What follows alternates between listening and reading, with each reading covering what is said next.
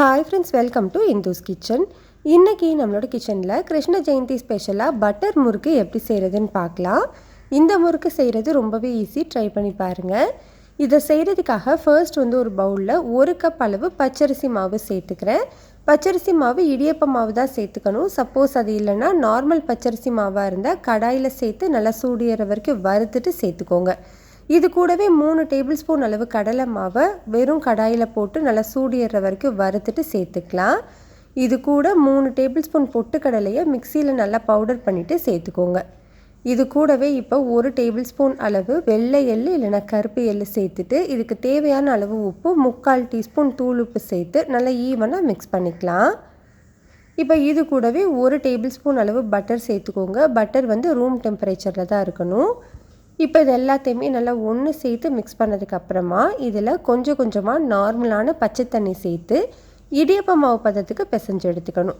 மாவு ரொம்ப தண்ணியாகவும் இருக்கக்கூடாது, ரொம்ப டைட்டாகவும் இருக்கக்கூடாது. இந்த மாதிரி நல்லா சாஃப்டாக இருக்கணும். இதை உடனே ஒரு மூடி போட்டு மூடி வச்சுருங்க. அப்போ தான் மேல் மாவு காயாமல் இருக்கும்.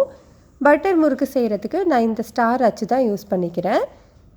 இப்போது மாவில் 2ஆக பிரிச்சுட்டு அதில் ஒரு பங்கை இந்த மாதிரி சிலிண்டர் ஷேப்பில் செஞ்சுட்டு கிச்சன் ப்ரெஸ்க்குள்ளே போட்டுக்கலாம். போட்டு நல்லா டைட் பண்ணி விட்டுக்கோங்க.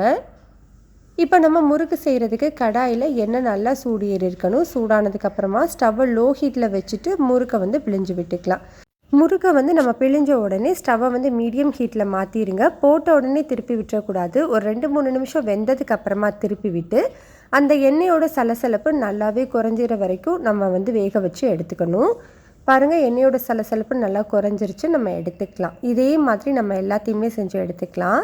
எல்லா முறுக்கையுமே செஞ்சதுக்கப்புறமா இந்த மாதிரி சின்ன சின்னதாக உடச்சி விட்டுக்கோங்க. உங்களுக்கு எந்த சைஸில் வேணுமோ அந்த சைஸில் உடச்சிக்கலாம். அவ்வளோதான், நம்மளுக்கு ரொம்ப ரொம்ப சிம்பிளான ரொம்பவே டேஸ்டான கிறிஸ்பியான பட்டர் முறுக்கு ரெடி ஆகிடுச்சு. கட்டாயம் ட்ரை பண்ணி பாருங்கள். டேஸ்ட் ரொம்பவே நல்லாயிருக்கும். இந்த ரெசிபி உங்களுக்கு பிடிச்சிருந்ததுன்னா லைக், ஷேர், சப்ஸ்கிரைப் பண்ணிக்கோங்க.